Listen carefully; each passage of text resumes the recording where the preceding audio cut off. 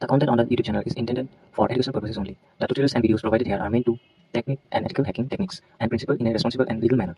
The creator of the channel does not condone or support any illegal activities related to hacking. Viewers are encouraged to use the information and skills learned from the tutorials for ethical and legal purposes only. The creator of this channel is not responsible for any misuse of the information provided, and viewers are argued to use their knowledge responsibly and within the boundaries of law.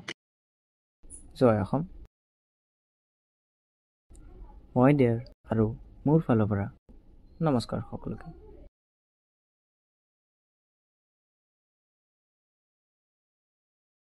মই আৰম্ভণি কৰিছোঁ এটা অসমীয়া cyber security YouTube channel, য'ত আমি আলোচনা কৰিম সকলো ethical topic, কিন্তু অসমীয়াত। পিছে বলক আৰম্ভ কৰোঁ। The 21 weeks ethical hacking journey,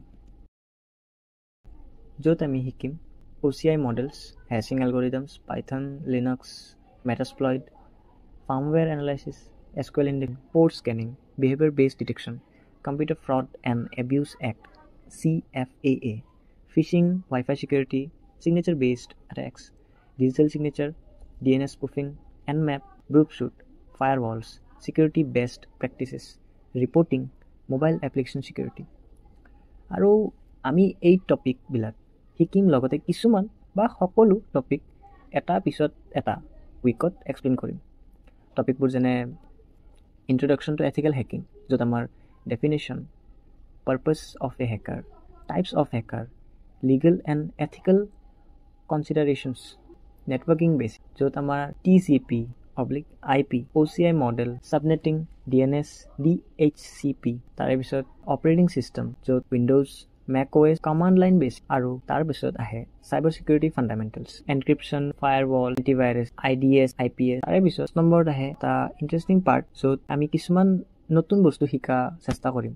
তাৰ কাৰণে আমি কিছুমান প্ৰগ্ৰেমিং লেংগুৱেজেছ শিকিম, আৰু আমি আৰম্ভণি কৰিম পাইথন, তাৰ পাছত জাভা, বেছ স্ক্ৰিপ্টিং, SQL, C++, জাভা আৰু ৰাবি, স্কেনিং and enumeration, তাত সোমাই আছে port scanning, service enumeration, vulnerability scan, তাৰ exploitation, য'ত common vulnerabilities, exploit framework, buffer overflow, তাৰ পাছত web application security, য'ত আমাৰ OWASP, WASP, top 10, SQL injection, cross site scripting, চমুকৈ XSS।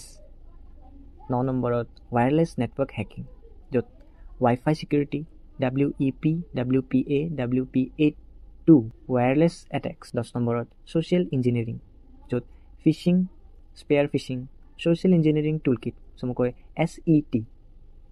11 নম্বৰত spoofing, য'ত man in the middle attack, ARP spoofing, DNS spoofing।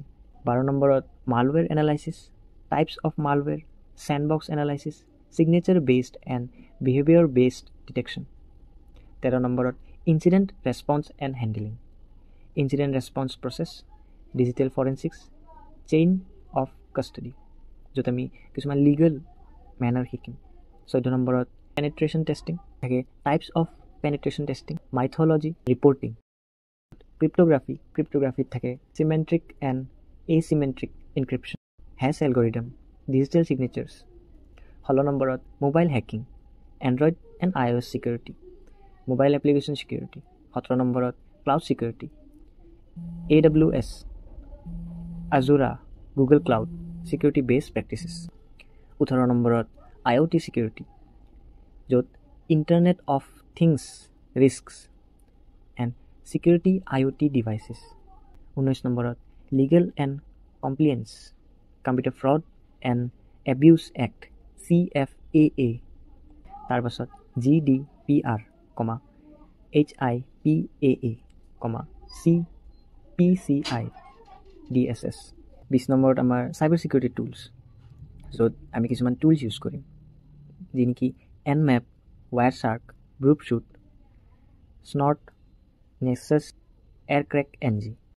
21 career path and certifications, য'ত আমি discuss কৰিম এথিকেল হেকাৰ হোৱাৰ পিছত আমি কি কি কৰিব পাৰোঁ, আমাৰ কি অপৰচুনিটি থাকে, যেনে চাৰ্টিফাইড এথিকেল হেকাৰ, চমুকৈ CEH, Offensive Security Certified Professional OSCP की CISSP, COMPTIEN TIA COMPT TIA Security Plus যেনেকৈ মই ক'লোঁ আমি এভৰি উইক এক্সপ্লেইন কৰিম যেনেকৈ প্ৰত্যেক এটা টপিকৰ কিছুমান ছাব টপিক আছে ক'ব গ'লে কিছুমান পইণ্ট আছে আমি সেই প্ৰত্যেক এটা পইণ্টৰ এদিন তাৰে এটা লং ভিডিঅ' এক্সপ্লেনেশ্যনৰ লগত আৰু তাৰে পিছৰ 2 দিন তাৰে শ্বৰ্টছ ভিডিঅ' কেইটামান যেনেকৈ 2-5টা যিমান পাৰোঁ শ্বৰ্টছ ভিডিঅ' তাৰে পিছৰ দিনটো আপলোড